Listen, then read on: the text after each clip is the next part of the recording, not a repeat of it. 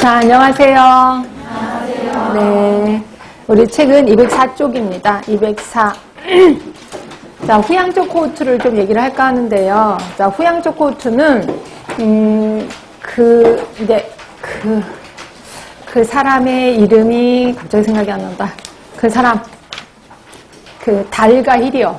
달가힐이라는 사람이 그때 당시에 그 폐암의 원인이 담배 흡연이다라고 얘기를 했었어요. 그때는 담배 회사가 증거를 대라. 어떻게 담배가 폐암의 원인이냐라고 이제 증거를 대라고 싸움이 벌어진 거예요. 그래서 이제 국가 차원에서 이제 빨리 이 사실을 밝혀야 되잖아요. 그러면 원래 미국에서는 코호트 연구를 주로 할 때잖아. 근데 코호트 연구를 하려면 시간이 엄청 걸리니까 안 되잖아요. 지금 빨리 결론을 내야 되니까. 그래서 정부에서 달가힐 연구소에 가서 빨리 이거를 원인을 밝혀라라고 한 거예요. 그래서 이제 달가힐이 고민을 한 거죠. 어떻게 할까? 너무 코호트 연구는 길고, 그래서 이제 머리를 아이디어를 좀 끄집어낸 겁니다. 그래서 그때 당시에 미국 군인들이 제대를 할 때 생명보험 회사를 들게끔 돼 있었나 봐요. 그래서 이제 이 사람이 생명보험 회사를 찾아간 거죠. 가서 자, 이거 혹시 10년 전, 20년 전에 차트를 볼 수 있느냐라고 했더니 볼 수 있다라고 하더래요. 그래서 그 창고에 가서 10년 전, 20년 차트를 본 거예요. 봐서 그때 당시에 담배를 많이 핀 사람을 골라낸 거죠. 골라내서 그 사람 명단을 갖고 와서 지금 전화를 한 거예요. 그러니까 20년 전, 10년 전에 사람에 대한 명단을 지금 전화한 거죠. 그래서 지금 멀쩡하십니까? 라고 물어봤더니 그때 담배를 많이 폈던 사람들이 지금 대부분 폐암에 걸려있더라는 거죠.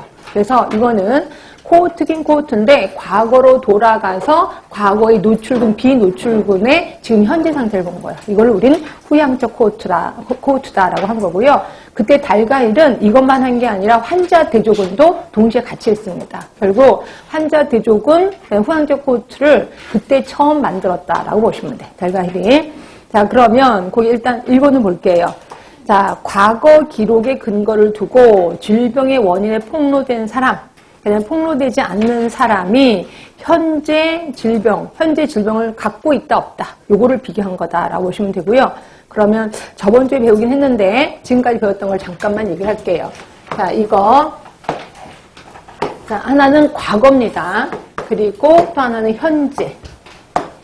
그 다음에 이제 미래. 자, 저번 주에 배웠던 코호트 연구는 시작이 언제부터 시작하냐면 현재부터 시작합니다. 현재의 노출군, 비노출군. 담배 핀 사람, 안 핀 사람의 뭐를 보는 거예요? 예, 미래를 보는 겁니다. 미래 어떻게 될 건데 라고 보는 겁니다. 이걸 우리는 코호트 연구라고 하는 거고요. 자, 반면에 후양적 코호트는 과거야. 과거의 노출, 비노출군. 과거에 담배 핀 사람, 안 핀 사람의 뭐를 보는 거예요? 현재를 보는 거예요. 현재. 이거를 우리는 후향적 코호트라고 하는 거죠. 자, 그러면 환자 대조군은 뭔데? 환자 대조군은 언제 볼까요? 미래를 볼까요? 과거를 볼까요? 현재를 볼까요? 현재를 봐야지. 현재 환자예요. 현재 환자, 그리고 대조군의 뭐를 보는 거예요? 과거를 보는 겁니다. 과거에 담배 피셨습니까? 안 피셨습니까? 이걸 보는 거죠. 이거를 우리는 환자 대조군이라고 표현하는 거고요. 그래서 지금 스타트가 다릅니다. 스타트가. 그리고 대상자도 달라요. 그렇죠? 그래서 이렇게 해서 정확히 알아두시고 나중에 이제 기출 문제 풀어보시면서 이거를 이제 이렇게 읽는 방법. 아, 이거는 현재를 얘기하는 거구나. 이건 과거를 얘기하는구나. 이거를 이제 기출 문제 풀면서 제가 대답을 그때 또 다시 풀어보도록 하겠습니다. 하여튼 후양적 코호트 얘기를 했고요. 자, 요거까지가 우리가 2단계 분석역학이라고 얘기를 했고, 그 다음에 3단계인 실험역학.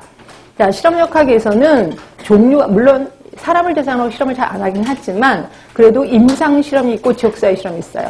자, 임상실험 하면은 병원에서 하는 거예요. 그래서 대부분 그 약의 효과, 이런 거를 보기 위해서 임상실험을 하는 거죠.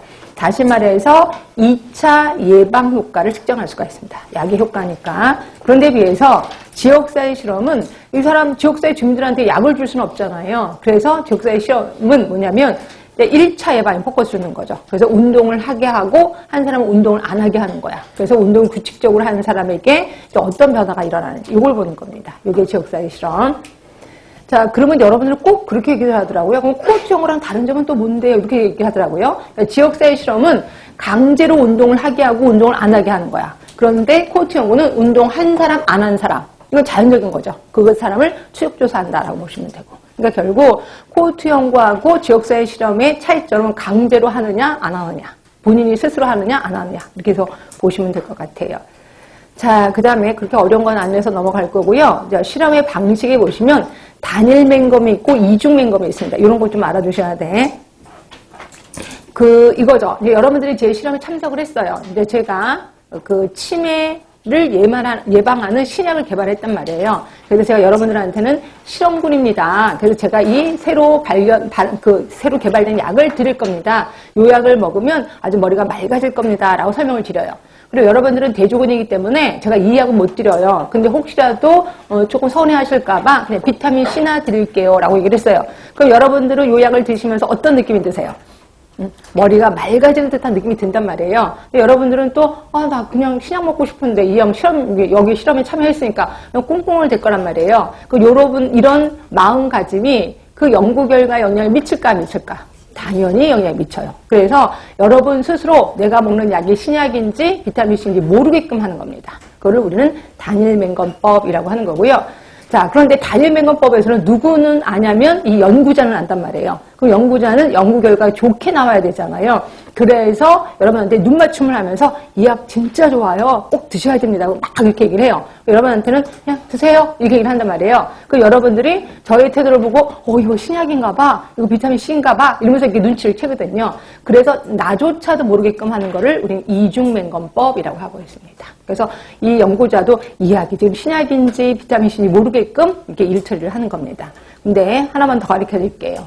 삼중맹검법이라는 것도 있어요.